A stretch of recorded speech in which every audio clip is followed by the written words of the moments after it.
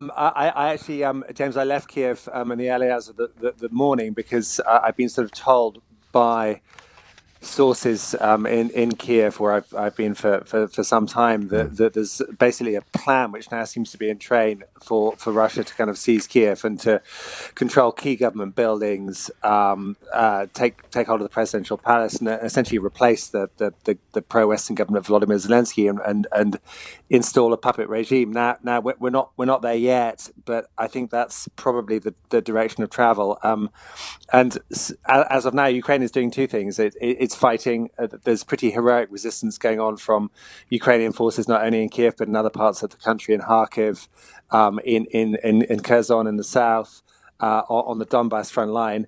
But the other thing Ukraine is doing is fleeing. I mean, I've just come off a 13-hour road trip with literally hundreds of thousands of Ukrainians, packing their kids, their pets, their possessions, some of them crying. I mean, it's James. What can I tell you? It's just a really moving scene. It's the kind of thing that you don't expect in the Europe of the 21st century, but That's the it's point. happening now, and Ukraine is fighting for its survival.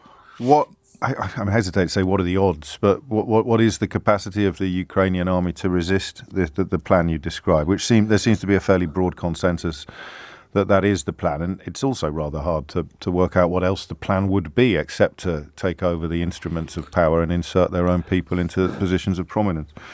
Yeah, well, I mean, I took one person I've been talking to a lot in recent weeks. He's called Andrei Zagorodnyuk, and he's the former defense minister, a Mm. very kind of smart guy, and he points out that there are sort of 200,000 Ukrainian troops, 400,000 combat veterans. There are a lot of people with guns in this country.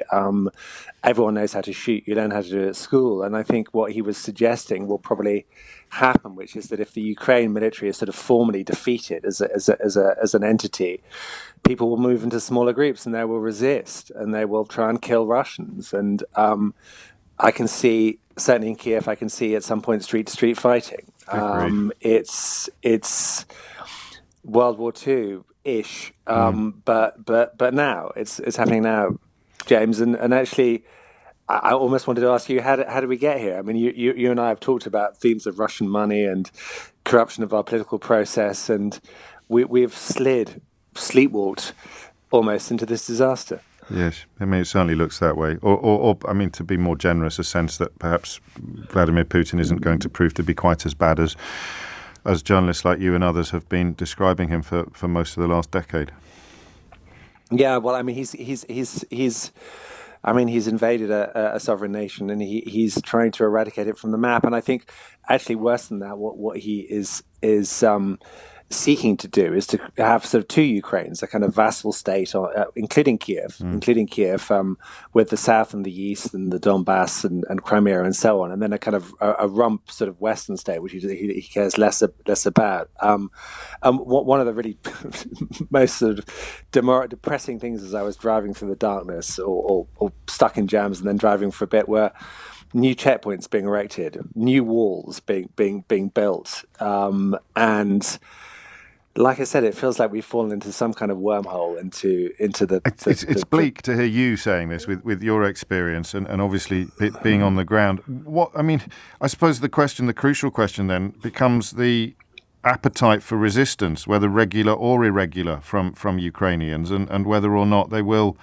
be demoralized by a swift Russian assault, demoralized enough to lay down their arms. Can we get any gauge of that appetite at all, or would it be yeah. like licking your finger No, and sticking it in the air? no, I know. No, I think we can. I think we can. I mean, I think the appetite is definitely there. And funnily enough, just on the what turned out to have been the eve of the invasion, I was covering a demonstration in Kiev just outside the Russian embassy, but it had been abandoned by that point. And I was talking to one demonstrator wrapped in a blue and yellow sort of Ukrainian flag, and he was saying, "Look, we're highly motivated Mm. because it's our country, it's our families, it's our loved ones, and those guys, those conscripts, those Russian soldiers, they don't even really know why they're in Ukraine, and we will fight, fight, fight." And sure, it's easy to be brave when there are tanks not trundling through your streets, but now they are there. I think a significant part of the population will resist, and I think Vladimir Putin may have misgambled. I mean, I think Yeah. he may find this territory is relatively easy to take, but to subjugate a whole people, 40 million people, I think will be quite hard.